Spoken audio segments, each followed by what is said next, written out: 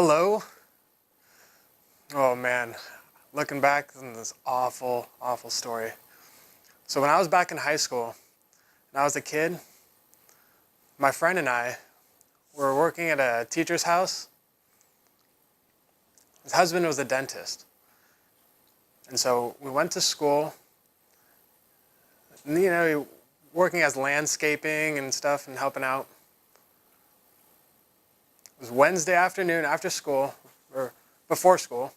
Two of us went, asked us if we wanted to go back to his house. So we asked the teacher, today I'm going to work at your home. And they let us know they had a maid over at the house. So the two of us were driving over to the house. We got up near the mountain. The house is up on top of a mountain, so we're driving up the mountain, up the road.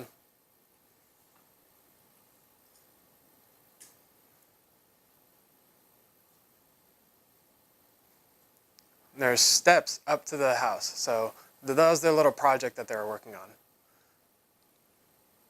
The two of us, we were going to go to the bathroom, and there was a glass door, so we were looking through the door, and we saw the maid through the door. And we said, "We're here." And the maid just closed the door on us. And we're like, well, I looked at my friend, and the teacher didn't call the maid.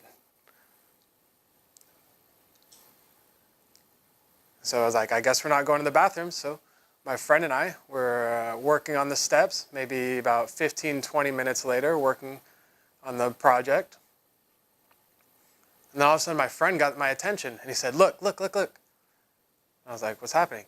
The police are standing there with a gun pointed at us. They're saying something. I was like, wow. So what did I do? I started walking up the steps, and I went to get something out of my pocket, my hearing aid, and the cop raised his gun at me and got a little stressed. I was like, oh. So I put my cochlear in, and I went up to him, and another policeman came running with another gun up to us. And I looked up, and there was a helicopter.